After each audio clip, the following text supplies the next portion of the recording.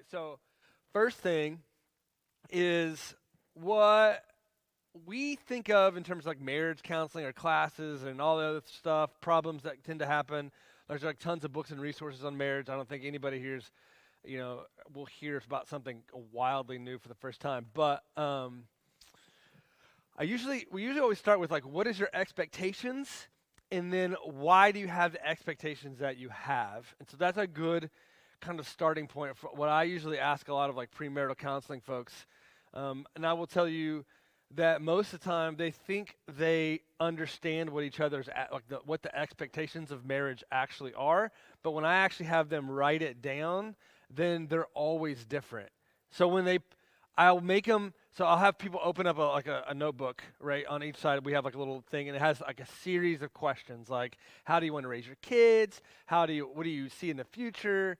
And it just asks a bunch of questions, and then they're supposed to write the answers to those questions, and then I just at random, just to prove a point, we'll pick like 5 of those things. Usually, it has to do with finances, and I'll say, "What are your expectations? Did they match?" And they didn't, and they're like weeks away from marriage.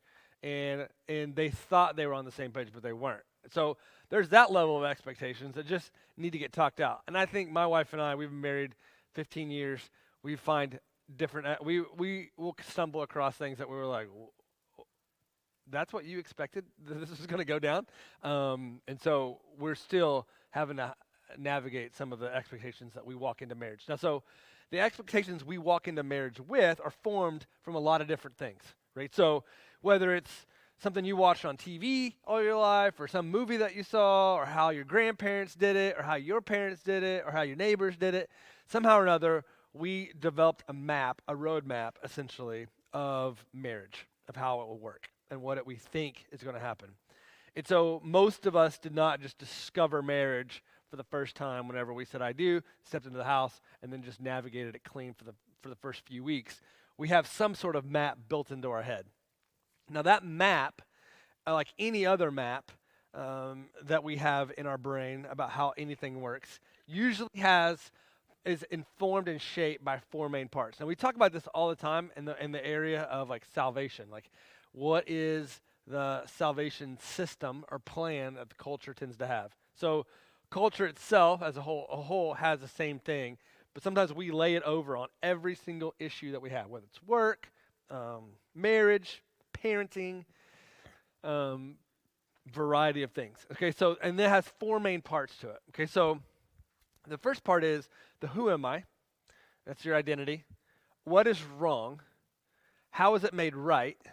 And what's it look like restored? Okay, so if most times when people walk into my office and they have marriage problems and things like that, usually they have something very clear about what is wrong. They think, there's the problem, and this is how I need my spouse to fix it, right? And then they usually one of them at least has a strong idea of what is wrong and how it's made right. But sometimes you may get to a point where you're just like, "Hey, I'm willing to go talk to somebody because we really don't know how to make it right, or we don't know how to get from here to here." I mean, and we also kind of genuinely have an idea of what does it look like restored. This is kind of the ideal. This is the ideal marriage in our head, the view where we want to get to, and you may have this kind of thought through, right? If I said, "What does your ideal marriage look like?" and you may have a handful of things, I think it's good to write that down and actually communicate that well between the two of you, because you may be working towards a goal that you're not really aware of. I mean, I would just say that tends to happen quite a bit. So what is wrong is generally it could be a ton of different things, but usually people will land on things like communication or something along those lines. Okay, so I want to kind of walk through big picture how our brains are informed on topics related to marriage, and this is like how culture tells us or what we're generally thinking based on the way. But I'm going to go like sky high. From 20,000 feet looking down, this is what is wrong and how things are made right, okay? So who am I? Culture right now, kind of philosophically speaking, if you read a bunch of books or if you hear people talking, and then you may be Christians, but you don't even realize this is how you think. But you would say something, maybe people would say something along the lines of, I am like, um, yeah, my inner self. What I mean by that, or my inner child. We've been talking about this a little bit lately at chapel, but this is maybe how it would look is um, you would hear somebody say something along the lines of, I'm just really busy, I'm really stressed, I need to go somewhere, vacation, something to find who I am, right? So I need to kind of explore the depths of who I am and then wait for that to kind of come out, and that would help me find out who I am more, right? Okay, so we tend to kind of think like that, and a lot of times the inner child kind of thing is like this kind of core beauty of self, you know. But if you want to find, I always joke, like if you want to, the inner child thing, usually that theory goes to waste as soon as you actually have kids, and you can go across the thing and find out that the inner child is a crazy person. But what is wrong is anything that tends to hinder or cover up or limit or restrict freedom from my inner self to find out who I really am. So like busyness, commitment, trauma. And you'll feel like a lot of like anything that happens to us that shapes us or changes us trauma-wise really distorts our inner child, so to speak. And so when you go to counseling, they kind of go try to find out, explore that inner child, and there's theories of that. Anything that limits your freedom or freedom of self-expression. And I will say, we feel this a lot because, you know, you get busy, you don't get to be the person you wanted to be, or you feel like you're being restricted on achieving your wildest dreams and imaginations. And how's it made right is that this is removed. So things get quiet. I lose commitment, or I am no longer enchained to it. I heal, and then I have freedom. And what's it look like restored is some sort of utopian version of what we have in our head.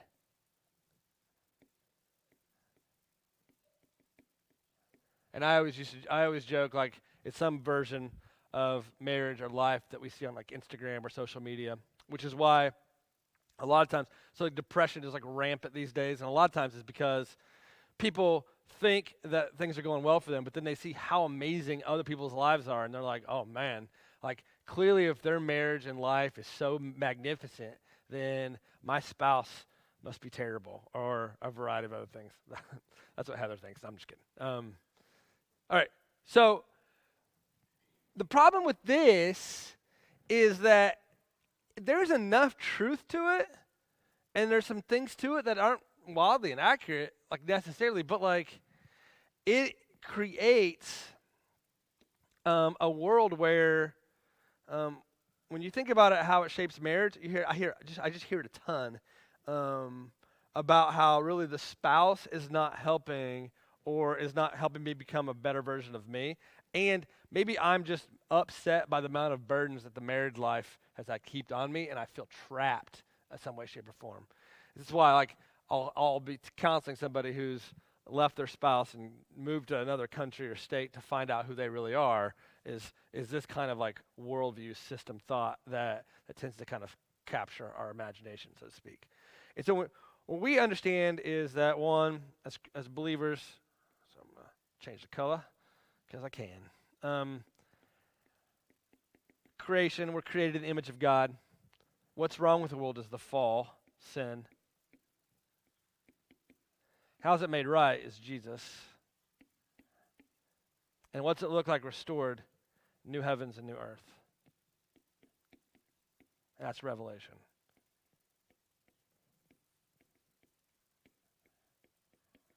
So we're moving in this direction as a story, and it shapes a little bit who we are.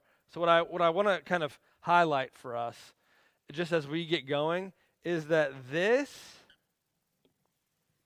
is kind of shared by everyone, and there is no perfect marriage.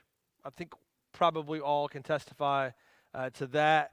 We also can testify that varying levels of sin, hurt, trauma, business or whatever has afflicted us in some way, shape, or form has actually deteriorated. I recognize that my wife is just like I am. She's a person who has sin and problems just like I do, and that needs Jesus very much just like I do. And so as we move together through this process, what is going to fix my marriage isn't necessarily a removal of commitment or coming back to my inner child, but it's actually finding the presence of God. Because if I try to build my marriage I make progress on my marriage without the presence of Christ, then basically I've built like a Tower of Babel of marriages, so to speak, without the presence of God. And I've made this huge thing. And everything that we build without the presence of God has kind of like an internal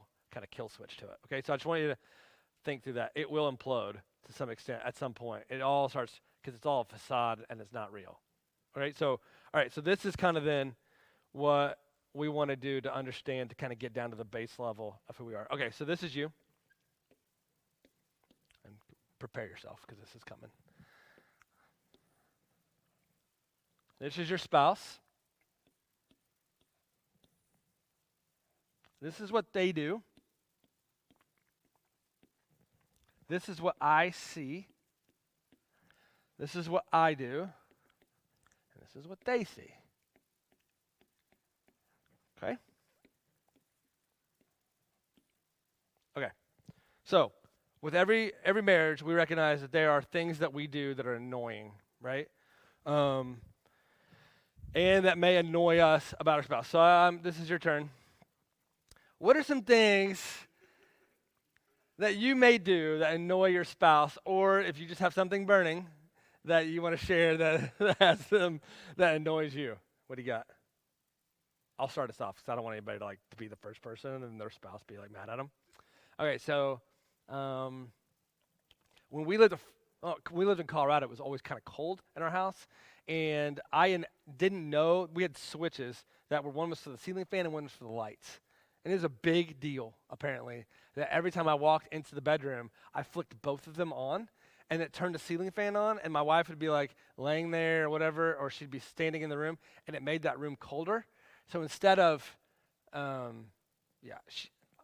she never turned the lights on, so she's like a kind of a green person, so it'd be kind of dim in there, and I would always flick everything on, fan going, and she'd be like, "Why are you turning the fan on?" And I was like, I don't know which one's which. 3.5 years, 6 years we lived there, and I never really knew. I never labeled it, never cared to, and that irritated her because she knew.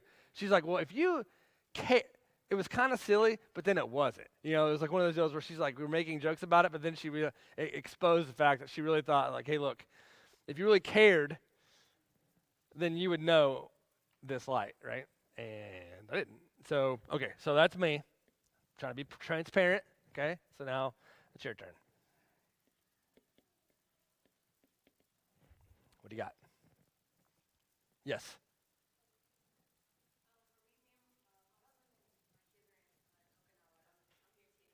Okay. Yeah.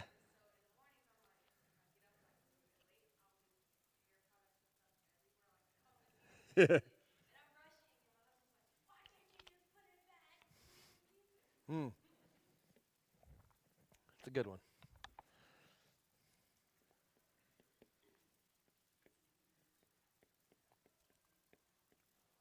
Okay. What else? Yeah. Mm.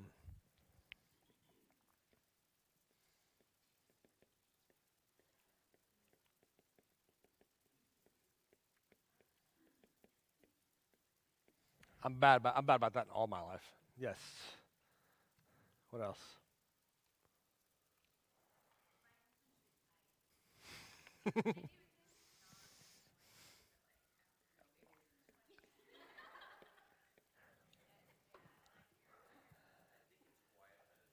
Yeah.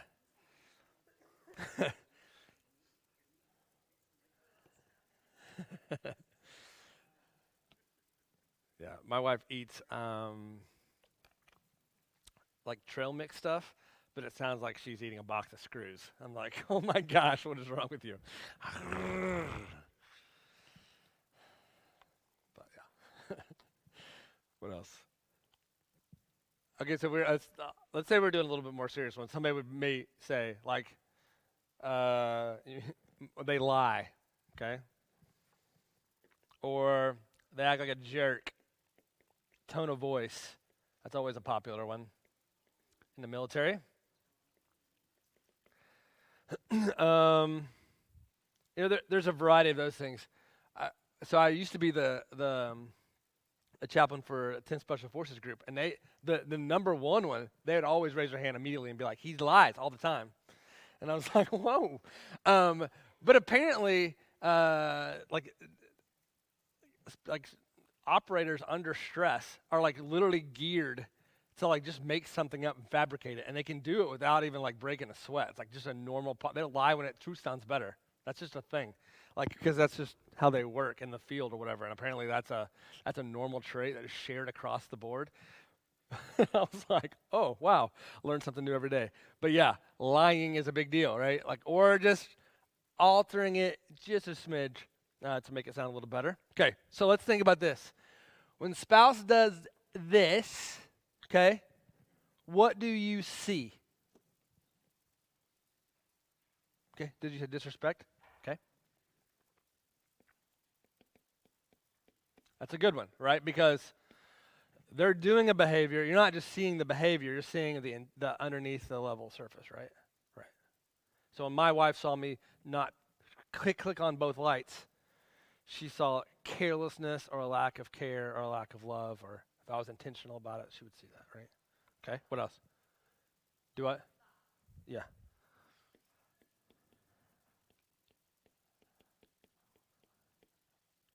Okay. Personal attack.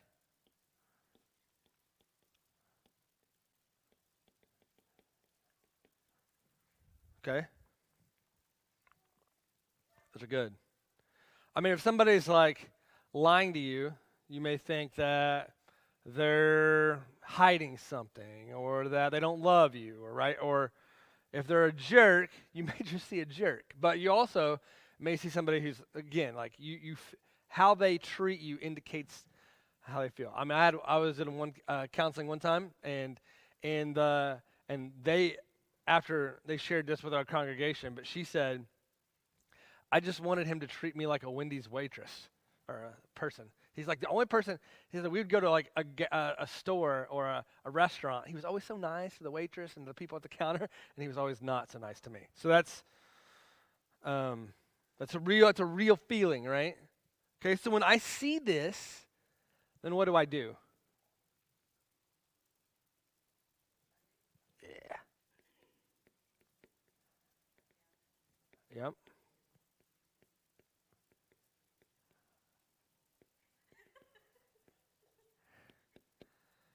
If they yell, I yell back. I've never yet let a sarcastic opportunity slip, right? Um, if I feel like I'm being personally attacked, I don't just, I growl back, right? So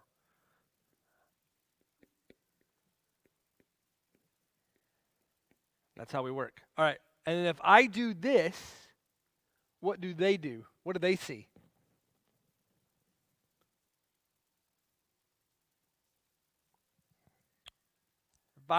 If I am being a jerk to them, and then they would think I'm a jerk, nagging, uncaring. Yeah. You guys are doing too good. All right, stand down. Stand down. if I if I like this one. Shut down is a pretty good one because a lot of times we don't like confrontation, and so the way we handle it is to kind of shut down. But that's so easily misunderstood because if I'm quiet, then it could say a lot of things because I'm not. So it could say that I've heard people say, oh, they're arrogant because they don't want to talk, or they think they're better than me, or they're being passive aggressive. And so there's a variety of different things that you could add to what they see, because it opens up interpretation possibilities. Okay, then when you do this, and you see, or you see this, then what do? Yeah, right. Okay, so here's a cycle, right? This is super cyclical, and very, very rarely have I ever seen in myself or my wife that when I'm angry, that I can actually identify where any of this actually started, or where any of this is ever going to end, right? Like I can honestly say, like, I've sit there, I'll be like, did I do this? And the answer, if I'm asking that question, usually is yes. But then I'm like, and it's really easy in this kind of cycle. The cycle of doom is what I refer to it as. And the cycle of doom is that we can actually start causing the very problem we say we don't want. Because at some level, I actually need my spouse to do the very thing I say I don't want them to do so I can justify my behavior. So my wife, she'll tell you this. I sit there and argued about the fact of the lights over and over again. Like, what are you talking about? I don't even know what to do. And then when I finally do it, she says she gets a pang of excitement that she finally gets to nail me. Like I told you. I also leave cabinet doors open everywhere. Like I just open them and then I just walk off, right? Craziness. And so she'll be like, was that you? It's like, I have 5 kids. So I'm like, at that time, I'm like, no, I don't know. It could have been any of us, really. That's why I love kids. Just blame them for my faults. But then when she caught me, like leaving the door open, she just sat there in the kitchen hiding, right? And I turned around, and I was like, dang it. And she's like, nailed you, right? It gave her a sense of excitement because she actually needed me to do the thing I said in order to prove that she was right and I was wrong, right? And so that creates in us this kind of desire. So we always joked with our daughter Carmen. She would go, when she went this period of time where she'd stay out. When we were in Colorado, she would stay out with friends, and she had this one friend. She would go to her house, and they'd get to talking, and they'd lose track of time, and she'd get home late, right? And it happened all the time. And so she asked us, she's like, what time do I need to be home? It was like on a Friday. We had already had 2 conversations with her about it, like that month or whatever. And I stood up. I was like 8:30, which is about an hour or so earlier than we would normally expect her. And we weren't doing anything that night, and so it wasn't like necessarily a need for her to be back anytime soon. I mean, frankly, I was just being petty. And so she gets mad. She slams the door. She said, fine, slams the door and walks out. And Heather and I were like, can you believe her? Like 2 times she's been late. She's been late. This is a pattern of behavior, blah, blah, blah, blah, blah. And we're sitting there just spinning each other up, right? And so 7:30, we got the kids, and I'm like looking at my clock and looking at my phone, glance at Heather, and she's like, she's going to be late again. I know it. 8:20, 8:25, 8:29, we're just like pacing the floors, got the kids in bed, we're loading the shotgun verbally. We're going to let her have it, right? 8:29, like 52, click, she walks in the door. Now, do you think we were happy? No. You know what we said? Cut it close, didn't you? She's like, I can't do anything to please you. Slammed the door and ran upstairs, right? We're like, whatever. We needed her to be late in order to justify our previously held opinion. We needed her to be late, which is sick and crazy because I actually need her to do the thing I say I don't want her to do in order to justify my previously held opinion.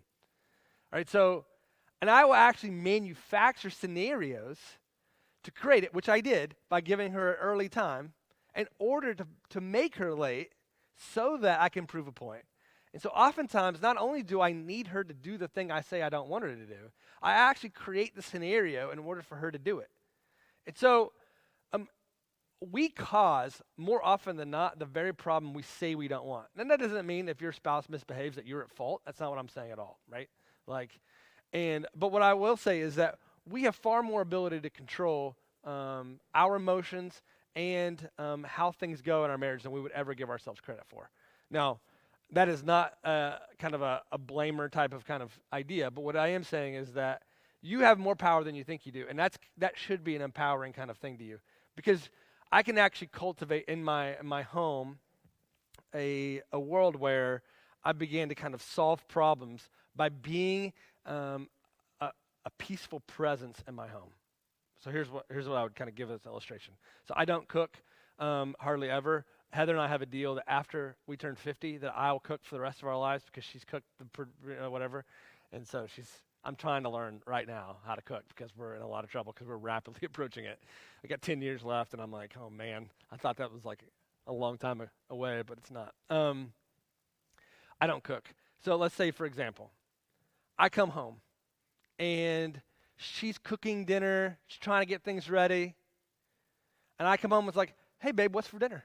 I've been perfect all day. I said it in a nice tone of voice, right? And she just turns around and says, why am I the only one? Why am I the one who always cooks? I'm so, the kids, whatever, right?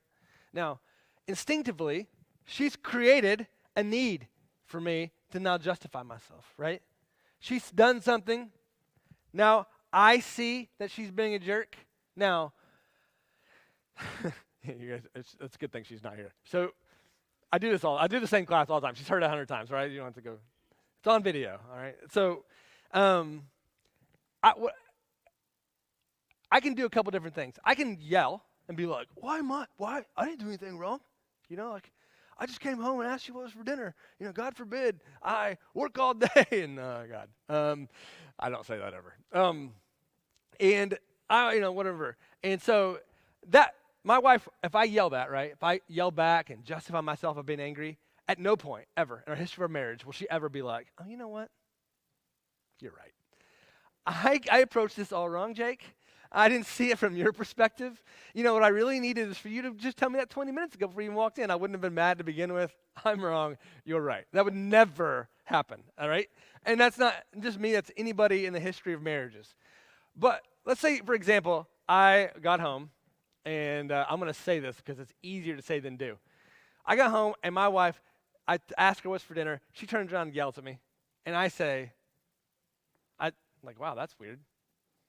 And I look around, and I take a look, survey the situation, and I see like my kids are like peeling paint off the walls, and they're like beating each other with, toys and everything. I'm like, oh, that's the problem, right? It's not me. I'm not, take everything personally or anything like that. I can see my kids are rioting. And so what if I said, instead of yelling at her, if I said, hey, babe, I'm sorry. I know that you're stressed. I know these kids are being psychotic. And I'm going to take them down the road, and we're going to go to, some restaurant with a place to jump up and down. You can go to La Salud. They have a trampoline now. I can bounce them on there, feed them. I'll bring us something back for dinner. I'll put the kids to bed, and then we'll eat. What do you think she would do? Yell back at me? No, she'd probably cry, right? She's like, "Thank you, that's so sweet. I didn't deserve, whatever, right?" Like, so I have to ask myself though before I walk in the door, what do I want in marriage? What do I want? Do I want an angry wife, or do I want a happy one? And if I want an angry one, then I have the key, right? I can unlock that door and I can just go for it. If I need an angry wife tonight because I'm need to justify myself some way, then great.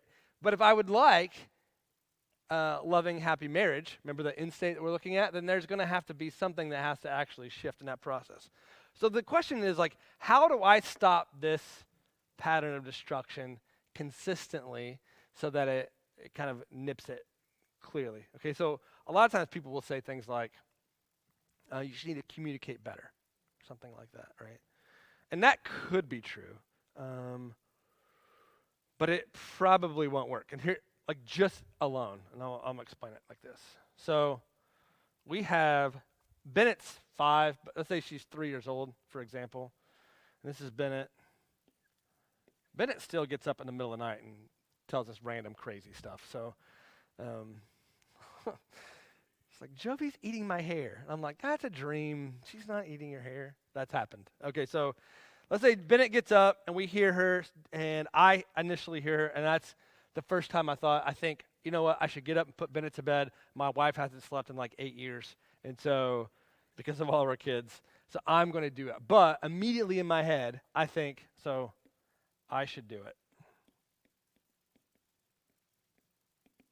But immediately in my head, I think, I have a long day tomorrow. I gotta sleep. I'm super stressed.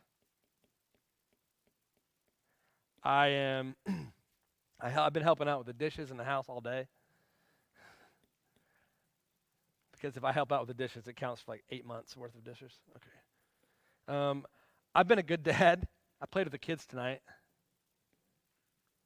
And I work hard, and I don't think she appreciates it. Okay? And then I start thinking, you know what? She's probably just waiting me out. She hears her. She's fake sleeping. Which we've been guilty of that more than once. She's fake sleeping, and she clearly doesn't appreciate all the work I do. She's not thinking about me. And if she's just completely willing to let Bennett just cry her eyes out and do this. I mean, sorry, I say this every time. How good a mom could she really be? Mom, it's a joke, okay? It's a joke, everybody. I've never said that. It's a joke. It's for the story, all right? Ever said that. Okay. Now, what I've done is that immediately after I realize I realize I should go get her, I really immediately come up with reasons why I shouldn't. I justify myself, right? So I actually create a narrative off the top of my head really quickly where I give myself positive attributes as to why, and I give my wife negative attributes as to why.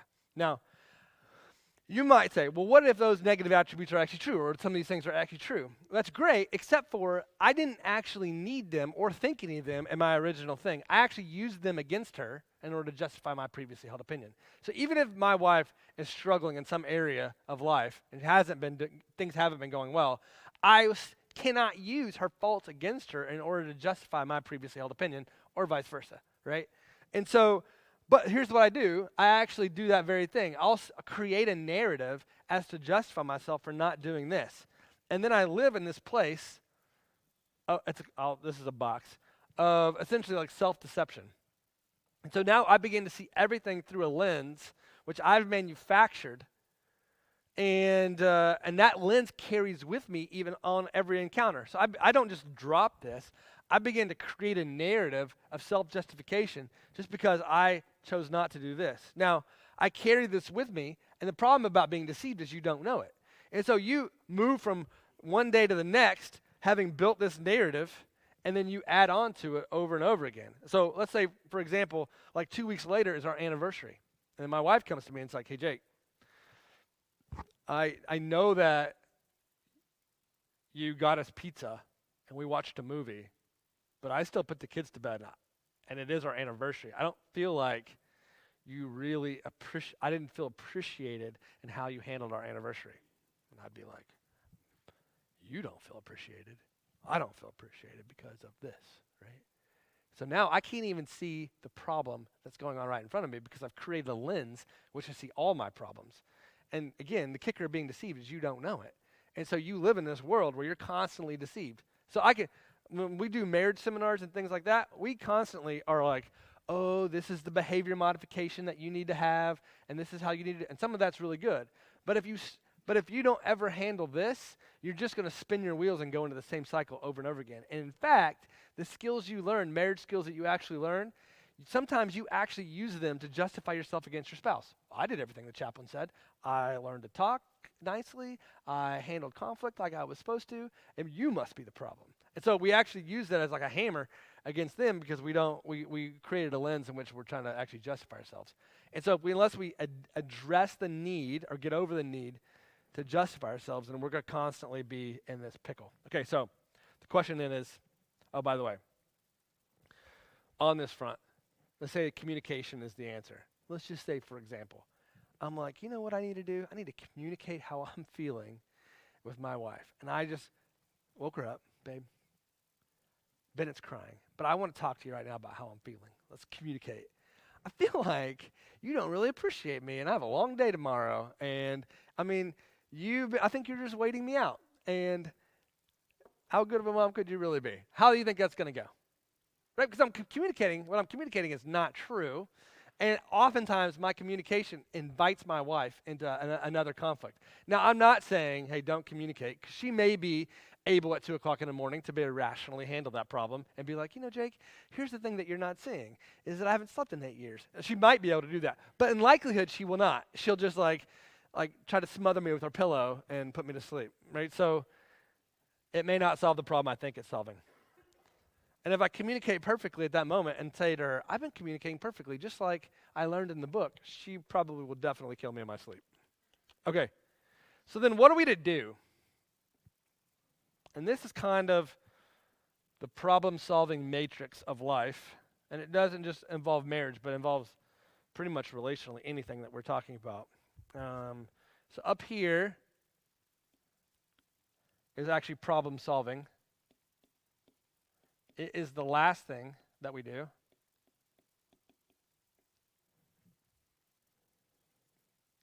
This is the process.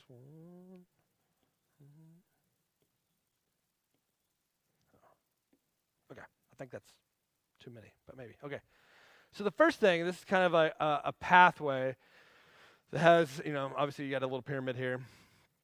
But the first thing, and it's kind of based on the cycle of doom, is that we actually obtain a heart of peace. So the first illustration I used was actually a heart of war, all right? Like the cycle of doom. That would be a heart of war where you're seeing and creating problems and you are really super angry, okay? Now, obtaining a heart of peace sounds easy, but it's really not. There's two main parts to it. And one of them is that we have to get over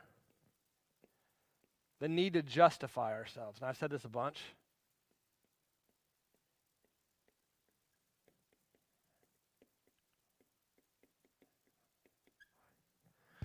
So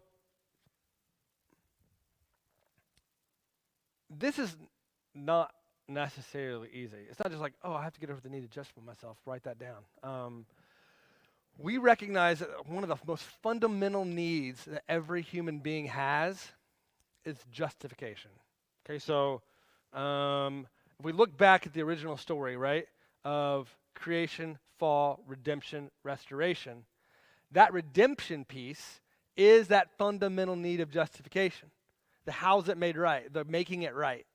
So that is part of our DNA as human beings because we're part of a larger story. And so we have this fundamental need to be made right. The problem in our marriages is that we believe that our spouse is, or our marriage is our Savior rather than Jesus being our Savior. And so then we put on them more than they can bear. And we ask of them more than what they can do. I cannot rescue my wife.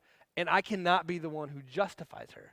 Now, that doesn't give me away from treating her kindly, but that's ultimately, I own that in my relationship with God. Now, when I get over the need to justify myself, in that moment when she yells at me about the cooking, right, I recognize that my wife's opinion of me, though important to me, does not lead me into eternity. It only, in the moment, is about our immediate relationship. So I don't need to be made right in that moment because I've been eternally made right in my relationship with Christ. So as Christians, we believe that there's an external justification that happens in our lives that actually frees us from making our spouse that Savior. My spouse does not have to save me because I have been and encountered a relationship with God. Does that make sense? So I know that this has been a big one.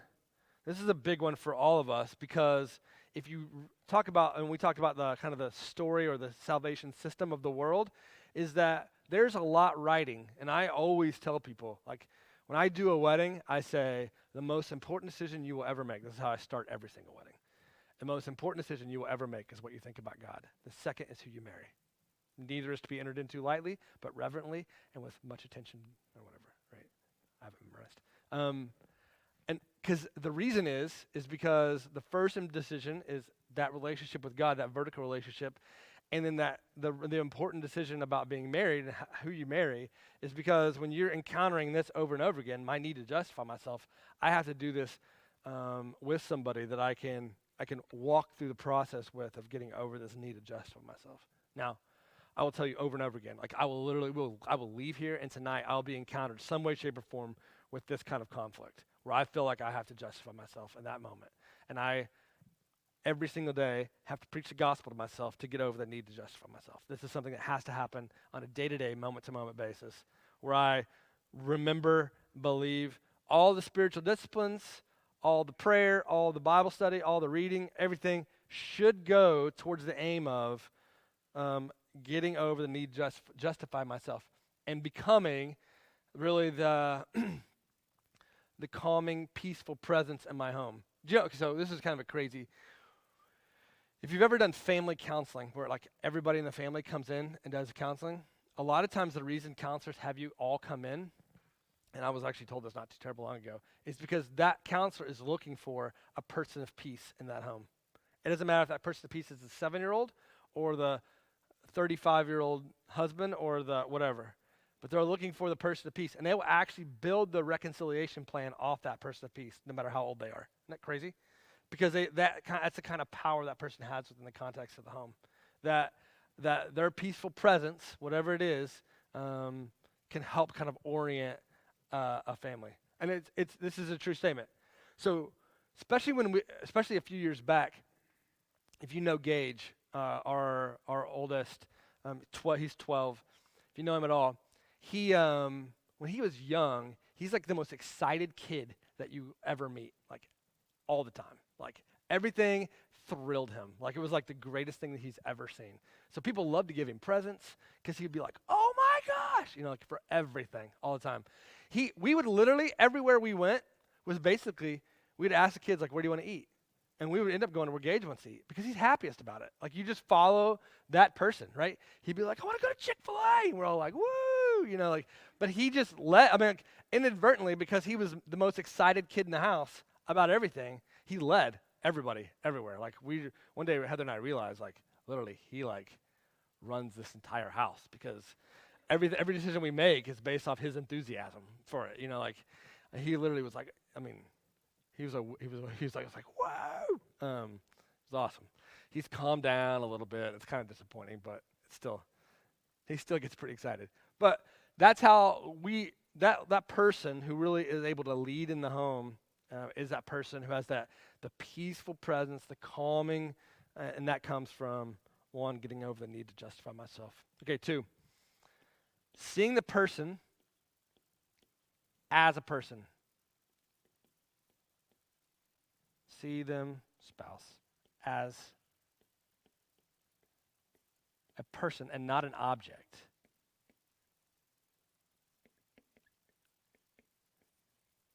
And this is really important because, and you'll hear this all the time, in the way that we talk about people who are problems, we'll start to use adjectives and like nouns that aren't human related. Like, and we will talk about them like a problem rather than a person. And you'll do this with a spouse, you'll do this with a friend, but we have to get over that thing where we're like, they're an object, and we have to see people as people. Now, this is important because when I see them as a person, I equate them with me, right? I don't put myself on a pedestal and them as a means to my ends. I see them as a person who is just like me, who has needs, hopes, aspirations, dreams, just like I do. And that person, because they have those things, and we're working together then to accomplish mutual shared goals rather than I win, they lose. And so when I create an object of my spouse, then what I'm doing is I'm really setting myself like as morally superior in some way to them. And so we cannot make them into an object. And you see this all the time in kind of like every organization when like a platoon is the problem, or a company is the problem, or that section is the problem, or if that office over there would fix this. Like we see them as objects and problems rather than as people, and we blame them in order to justify ourselves. Okay, so this next part is the relationship.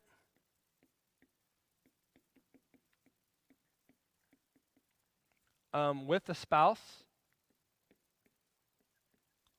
and then with others of influence. Okay, so in marriage, this one isn't so dramatic. Sorry. But it's important because first I have to develop a relationship with my spouse. I want to be friends with my wife. Like my wife we did not get married because she was like, you know what, this guy is just a great leader and I just want to get in his wake. That's not what happened, right? We talked, we had a relationship, we spent time together. She was, thought that I was great. There's past tense to that. No, I'm sure she still does. But we were friends, right? And then we are friends still. And so that relationship, building that relationship with your spouse is really important. So I think that's one of the things that I see in my own self and then, with couples around is that we forget about that little piece sometimes. We get really busy. We, have kids, have jobs, have whatever, and we forget to spend time actually building the friendship with our spouse in a way that is helpful, okay? That I'm not, and that this goes a long way too in seeing them as a person, not an object. Most of the problems, if you really get to know the person, even within the workplace or right, you realize that they're a person and not necessarily just kind of the caricature that you've created in your head, right? And so when you get to know somebody and you build a relationship with them, it helps move you forward in the thing. I've heard of people, in marriage counseling, they're like, I just don't feel like I love my spouse anymore. And especially if they're Christians. And I'm like, all right, well, can you love them like a neighbor? And they're like, well, I'll say, can you love them like your spouse? And they'll say no. I was like, can you love them like your neighbor? Love your neighbor yourself. They'll say no. I was like, can you love them like your enemy? And they're like, well, because Jesus really tells you to love your enemies. Because he basically doesn't let us off the hook. It's not about other person's behavior. It's about loving them well and then that shaping their heart. Your ability to love someone and build that relationship with them actually makes their heart more moldable and less hard. And so loving somebody well is important. So then with others of influence, this is the idea of the people that influence that individual, building that relationship with them is key. So that they can speak into the life. And this is why I actually think we harp on Chapel all the time about living in community and being in in relationships with your neighbors and with community is because, and not just anybody, but inside of Christian community, because you want people who can speak into your spouse's life when things are going badly. My parents got divorced at 25 years. We lived in a small town, and they went to church. But there was nobody that could speak into my dad's life and tell him, what you're doing right now is stupid. Nobody did that, right?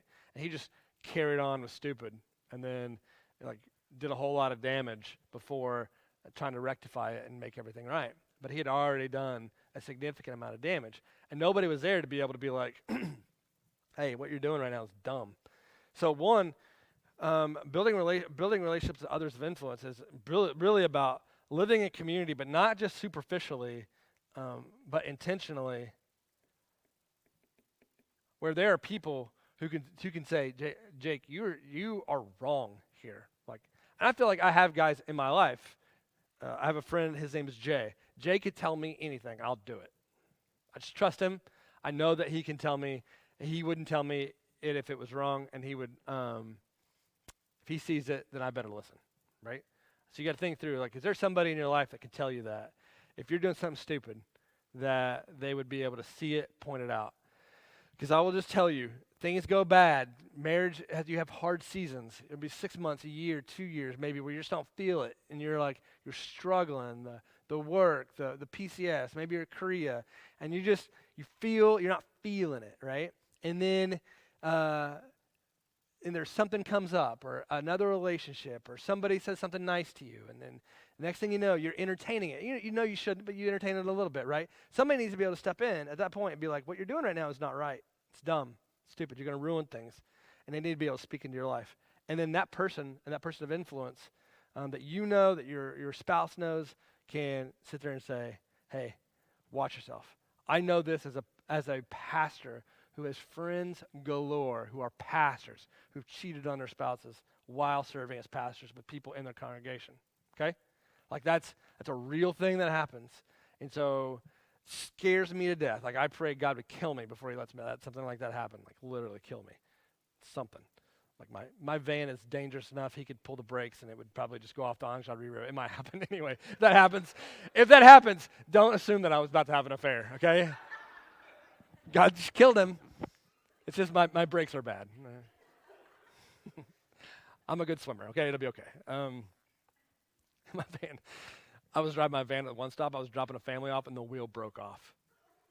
Just so we're all clear. Okay. I quit lending it out at that point. This one is listen. So if I want to solve the problem with my spouse, I want to spend a lot of time figuring out what the problem is. Because most of the time, and all this we've shown before, is our inability to see the problem. Everybody has problems. Everybody. I have problems. You have problems. We all have problems. Let's just get over that fact. And nobody's marriage is quite as glamorous as they may put on, and it definitely isn't as glamorous as it looks on social media. We have problems. The problem underneath the problem is that we can't see them. We can't see them accurately because we live in this kind of world of self-deception where we actually manufacture solutions and issues, and we create and objectify our spouse, live at the heart of not peace, war, and we can't actually see the problem. So in order to see the problem, we need to spend a lot of time listening to our spouse. A lot. I learned this doing suicide skills intervention training to some extent. And when you do that, if you've ever done it in the Army, it's really about you ask somebody, if they're saying they're suicidal, you ask them for all the reasons they want to die. Like, why is it you want to kill yourself? And then you can spend hours, like, just asking them questions about all the things that are bad. And if somebody is genuinely suicidal, it could take a while, right? Because there's a lot of things going bad in their life. But you want to hear it all before you begin to offer safe solutions and options. Because if you haven't heard it all, they're like, oh, no, it's not that simple. See, there's more to it than that. And so you have to draw all of it out, hear it, process it, let them know that you've heard them, then begin the process of figuring out a solution. So listening and learning is about me asking a lot of questions. So when she says something along the lines of like, I feel like you're the light switch thing, and me asking, well, it seems like, is that it? Is that what's bothering you? And then she'd be like, well, no. The other day you did this. And you have to be some comfortable in your own skin because you're going to hear some things that maybe aren't always great, right? And your wife or husband could be wrong, right? We've established that because when you get into the cycle, you see things that aren't correct. But your job at that point in listening is not to correct those problems. It's just to hear them. So your spouse could say, that wall, not all that, that wall is blue, right? That's too much in there. That wall's blue. And you'd be like, my wall's not blue. That is taupe or light tan or something like that, right? But you don't need to solve that problem for them right there, right? You can say, oh, now tell me again, like, what else have you seen that are blue or something like that, right? You're trying to figure out why they would think that's blue, and maybe they just don't know their colors correctly or something. You're trying to ask questions and not be accusative. So you have to let them verbally tell you all that they're feeling. You do not need to rebut at this point, right? You are just drawing them out and listening to what's going on in their marriage, in your life. What's going on with the problem. Because what's going to happen is then when you communicate back,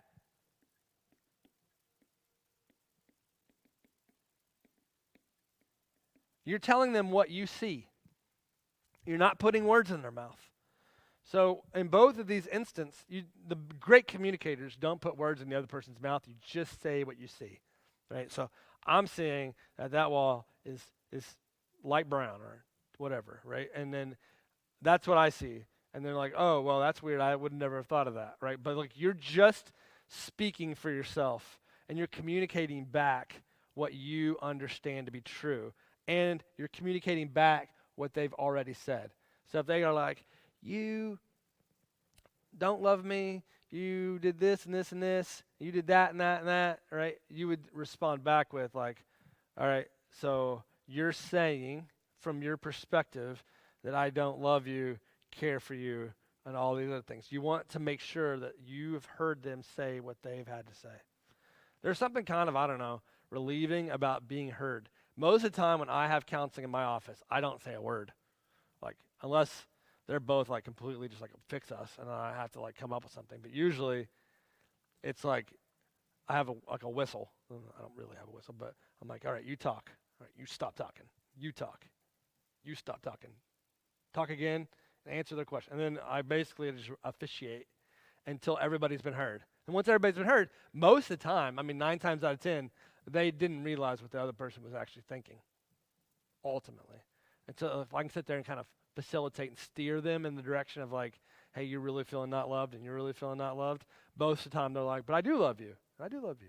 And they just didn't feel it, right, because of whatever circumstances were going on. And then, after we understand the problem, then we can start solving the problem. We can start writing down solutions to the problem. And that way, all the cycle of doom that goes on can be avoided through listening and being able to articulate. But this is the groundwork that has to be done in advance. That's why we can't just say communicating, because you have to, one, obtain a heart of peace. If you look on this little chart, if one of these isn't working, it's because you haven't done the one before it well. Okay, so if you're trying to listen, but you don't have a relationship with them, they're not going to talk. If you're trying to communicate and you don't have a relationship with them, they're not going to listen. If you're trying to solve a problem and you haven't heard the problem, you're probably solving the wrong problem. And if you're trying to build a relationship with them and you don't have a heart of peace, that may be manipulation to get what you want. You may be like schmoozing them. And we've all seen that before.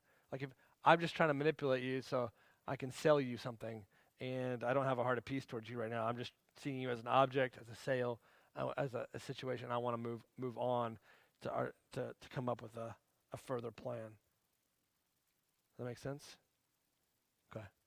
So for us, when we're trying to solve problems, we have to first obtain a heart of peace, which means getting over our need to justify ourselves. 2, we have to see them as a person, not an object. We have to build that relationship with others of influence and communicate well and then problem solve.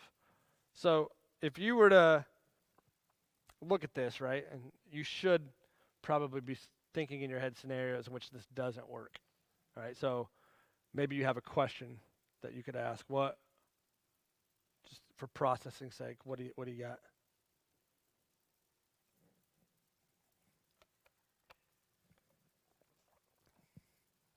What about in the areas of addiction?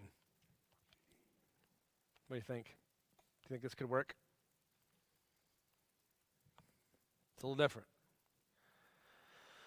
So it could be, what do you think?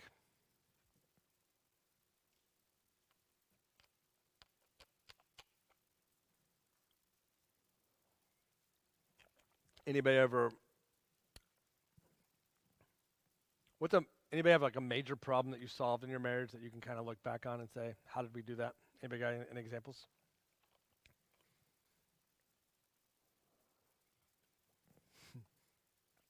Everybody kind of looked at each other like, talk.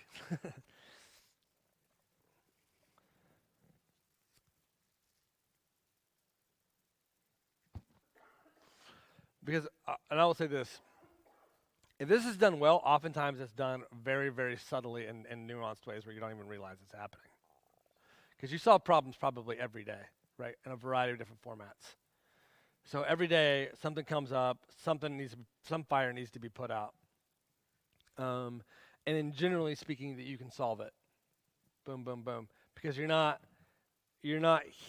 angry, but there probably are problems in particular that make you spin your wheels that need to be readdressed in some way, shape, or form in regards to some of this. Usually those revolve around finances.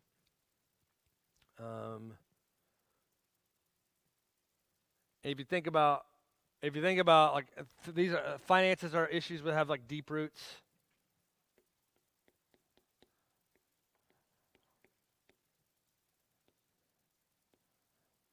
Um,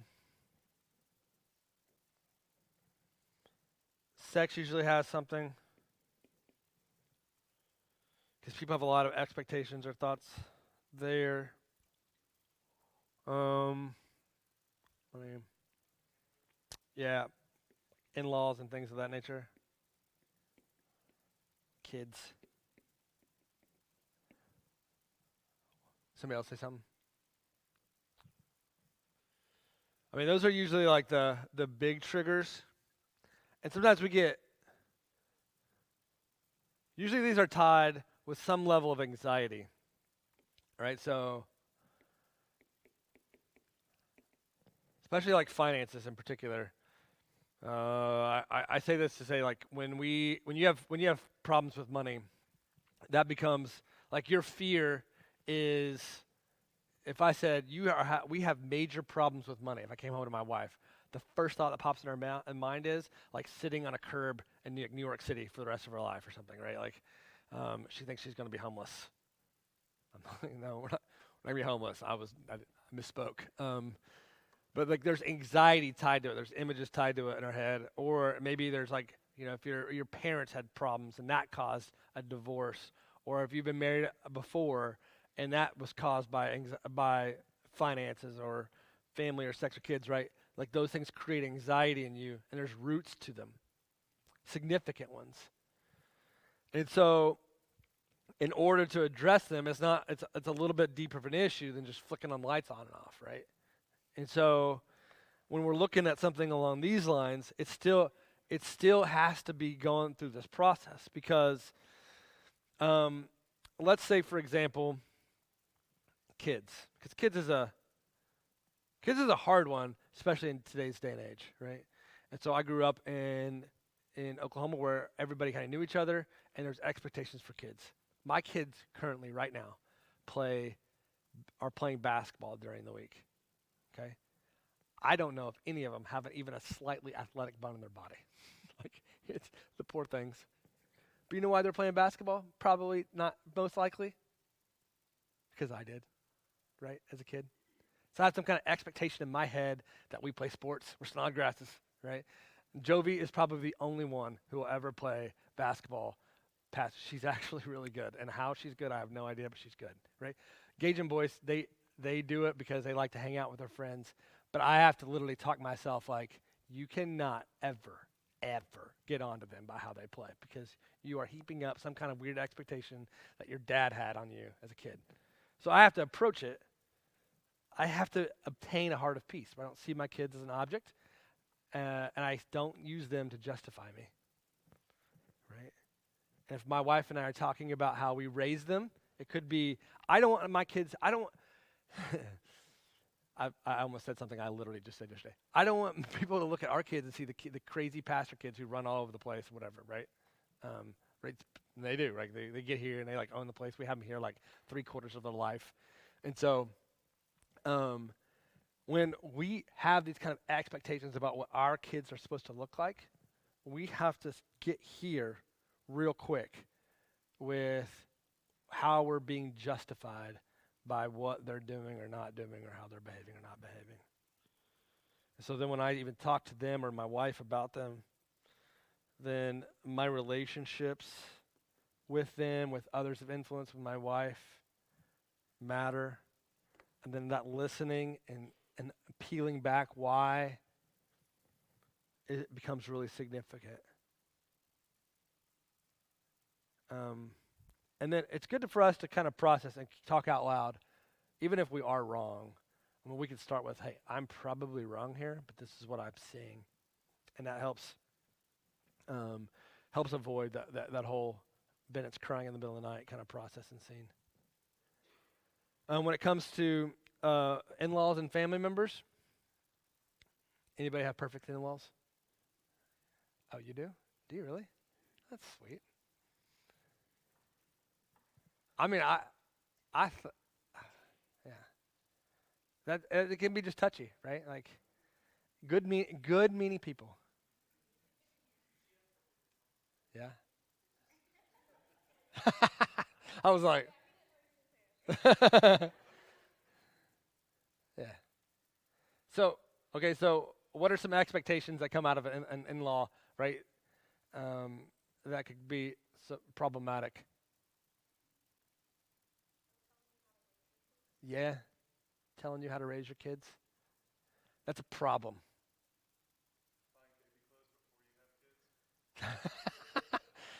That's an expectation problem. Yeah, right? Just in case. Um, not dropping any hints.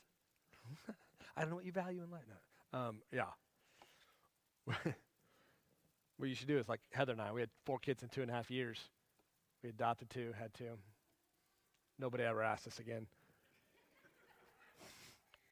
They actually quit cheering us on when we told them we were pregnant. Um, like, oh, okay, congrats. Were you wanting that? I mean, but there's a lot of things here, right? In terms of family and feeling. This is one of the things I had to learn is that I don't listen to my parents as much as my wife does, right? Like 90% of what they said, I filtered out when I was like 17, right? They kept talking, and I was like, right?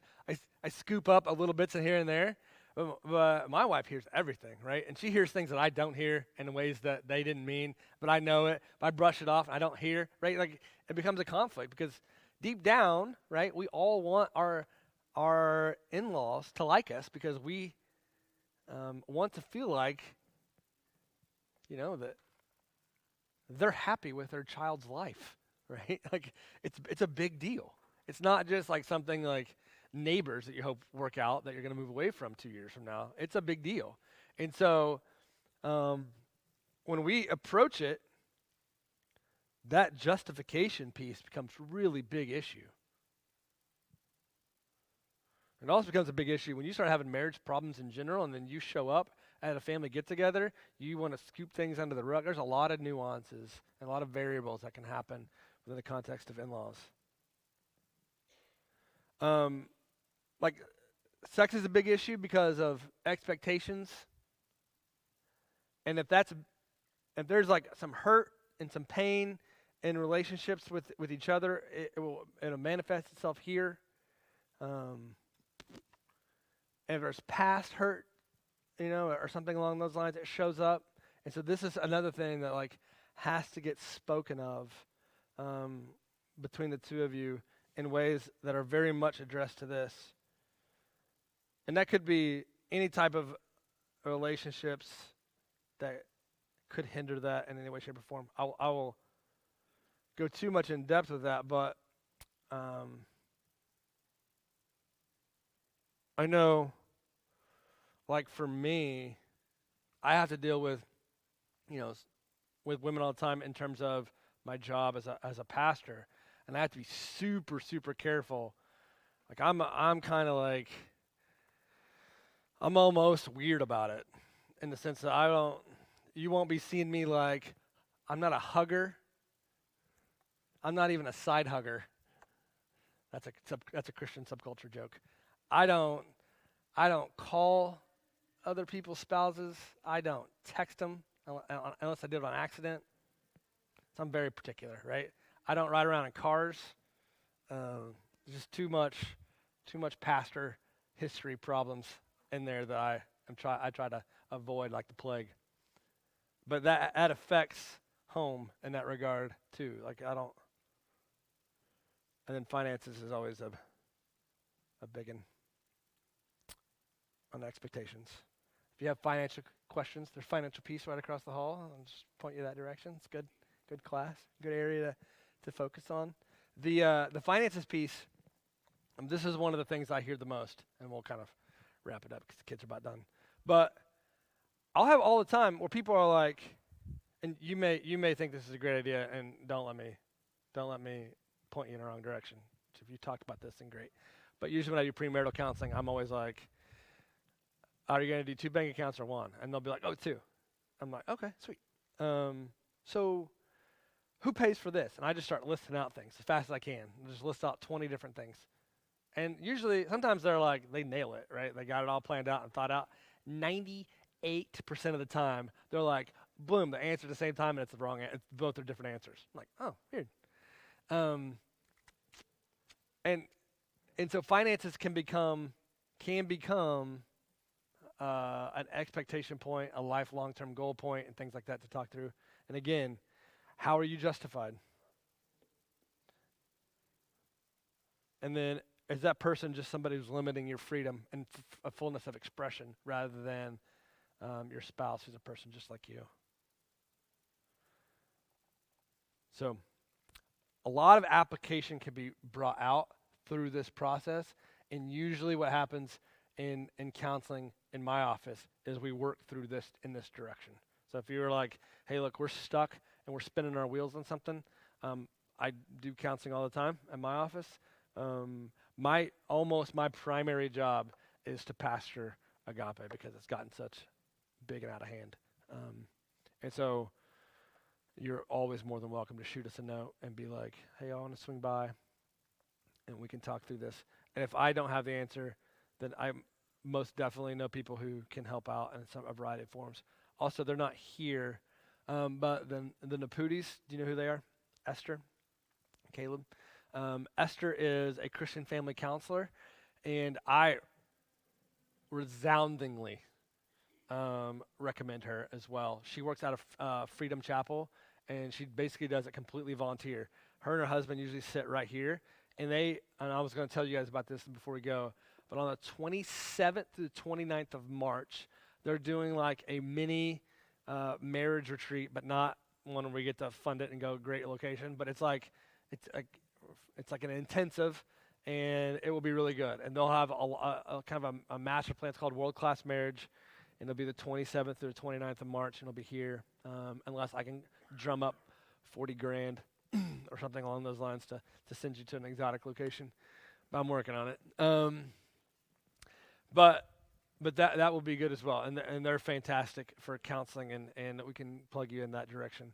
I will just say that military couples and families have more on their plate than anybody else that I've ever done any kind of marriage counseling for. Please do not beat yourself up. And if you're young and you're feeling like this is just really hard, you are correct. And everybody is in the same boat that you are. So do not feel like somehow or another that you just don't have it figured out. The people who generally are the healthiest are the people who are inquisitive, who want to learn, who want to make progress in their marriage, who want to grow in their relationship with God. And they really sow seeds that in the years down the road really produce a lot of fruit for their families and their grandkids and everybody else. So I do want to applaud you for making any step possible to move in that regard. If you're wanting to see where some of this kind of material is, there's two main books that I use for that, and that is Leadership and Self-Deception and Anatomy of Peace.